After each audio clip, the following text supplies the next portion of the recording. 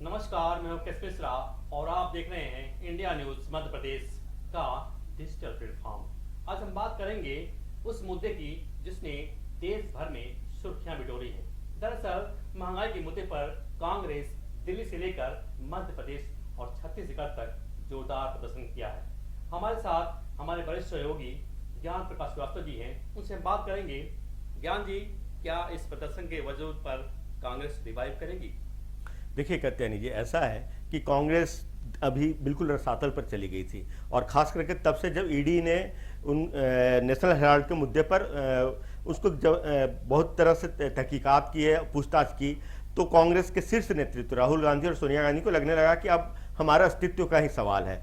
फिर अब वो पहले तो उन्होंने इस मामले पर सत्याग्रह और धरने का उन्होंने वो चलाया। अब उन्होंने देखा कि अब मामला इससे बात बन नहीं रही है। उनको लगा कि कहीं हम भी जैसे पार्थ चटर्जी और संजय राउत की तरह हमें भी गिरफ्तार न कर लिया जाए। तो फिर उन्होंने अब सरकार पर दबाव बनाने की स्ट्रेटजी के तौर पर उन्होंने महंगाई, बेरोजगारी और जीएसटी का मुद्दा लेकर के सड़कों पर आने की ठानी, ताकि वो अपना शक्ति प्रदर्शन कर सके। दरअसल उनका ये शक्ति प्रदर्शन है, लेकिन मुझे नहीं लगता सड़कों पे जितनी भीड़ है, जो सिर्फ उनके कार्यकर्ताओं की भीड़ है, आम लोगों की कोई एक भी आम जनता इस भीड़ में शामिल नहीं है। और जो भीड़ उनके कार्यकर्ताओं की भी है, उससे नहीं लगता है कि कांग्रेस आने वाले 5 सालों में क्या 10 सालों में भी रिवाइव नहीं कर पाएगी। अभी उसको बहुत मेहनत करने की जरूरत है और शीर्ष नेतृत्व को पूरी स्ट्रेटजी पूरे एकदम सीरियस से उनको उसमें तब्दीली लानी पड़ेगी, तब जाकर के वो कहीं अपना फ्यूचर आने वाले 5 साल, 7 साल, 8 साल के बाद कहीं कुछ देख सकती है। फिलहाल ऐसा तो कुछ नहीं लग रहा है। देखिए ज्ञान जी, हम बात करें विजुअल की, जो जो तस्वीरें आ रही थी वहाँ प्रदर्शन से दिल्ली से, उसमें कांग्रेसी नेता कुछ धक्का मुक्की में गिर रहे थे, कुछ अपने मनमाने ढंग से कैमरा देके गिर रहे थे ताकि उनको हो सकता है कि कल परसों में उसको इनाम मिल जाए। लेकिन जो जिस तरह से प्रियंका गांधी बैरिकेडिंग पार कर रही थी कैमरे को देख करके, हम बिल्कुल एक तरह से इसको स्पष्ट कर सकते हैं। उससे क्या लगता है कि क्या कांग्रेस को के अंदर कोई बौखलाहट है, या कांग्रेस कुछ अपने आप को सोच रही है कि हम इसी बहाने हम कुछ अच्छा कर लेंगे, या वाकई में उनके पास जमीन नहीं है, केवल एक तरह से प्रदर्शन किया जा रहा है? नहीं, बौखलाहट तो है ही है। मैंने बताया ना कि ईडी की छापेमारी, अब तक तो ये पिछले 8 सालों से ईडी वाला मुद्दा, जो नेशनल हेराल्ड का मुद्दा था, मतलब ऐसे ही चल रहा था।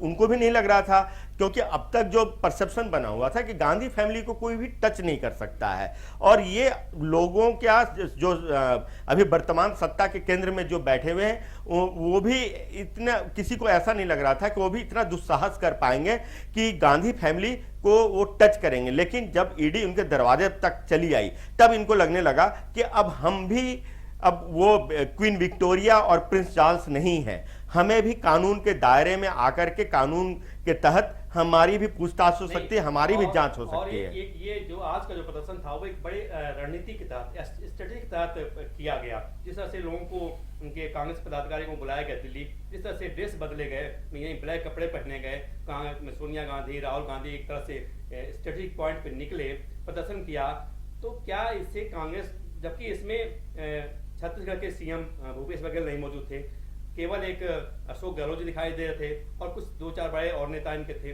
लेकिन क्या इस प्रदर्शन से कांग्रेस कोई संदेश देना चाहती है? क्या इस प्रदर्शन से कांग्रेस के उनके नेताओं में कुछ जोश आएगा?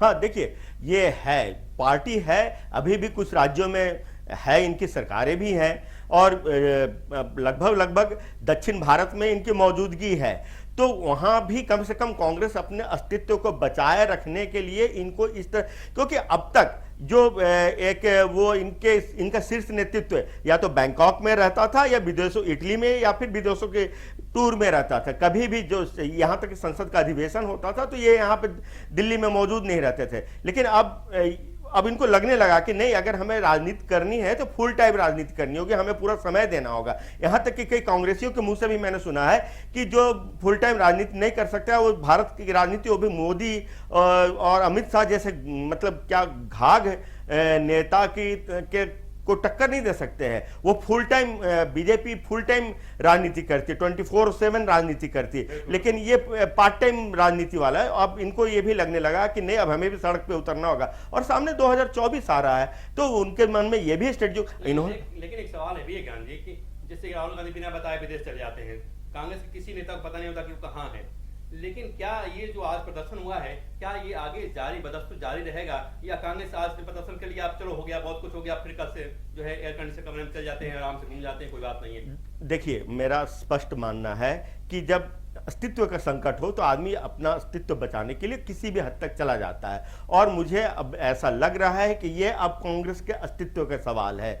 जब को कानून के दायरे कानून के हाथ जब इनके दरवाजे तक पहुंच चुकी तो कभी भी इनके गर्दन और हाथ तक भी पहुंच जाएंगे, और आज नहीं तो कल, जैसे सुब्रमण्यम स्वामी ने कहा है कि ओपन एंड शट केस है नेशनल हेराल्ड का मामला और इनको जेल जाना ही पड़ेगा।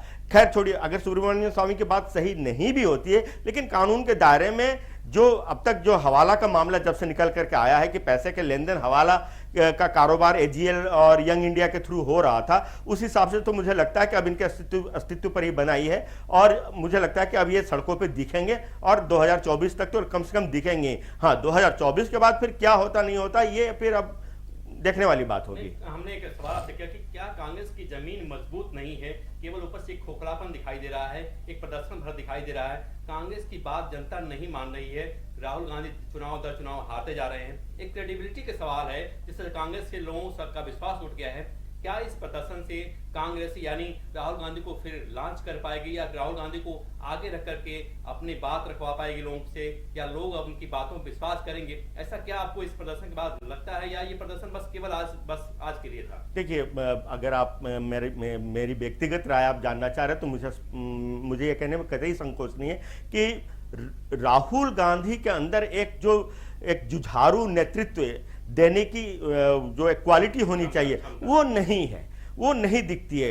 एक एक्वेरियम के फिश को, मछली को आप समुद्र तो छोड़िए, तालाब के मछली से भी अब वो तुलना नहीं करवा सकते हैं। एक्वेरियम को एक वो डिसेंट वातावरण चाहिए। तालाब और झील और सागर का मछली वो किसी भी परिस्थिति में लड़ सकते हैं। तो मोदी साहब की एक सवाल और आपसे करना चाहेंगे। हेलेन ऑक्टेवियस ह्यूम ने कांग्रेस की स्थापना की और एक यूरोपियन आज कांग्रेस का नेतृत्व कर रही है, तो क्या स्टार्ट और पतन का वक्त है? क्या कांग्रेस को इसमें सजा हो सकती है?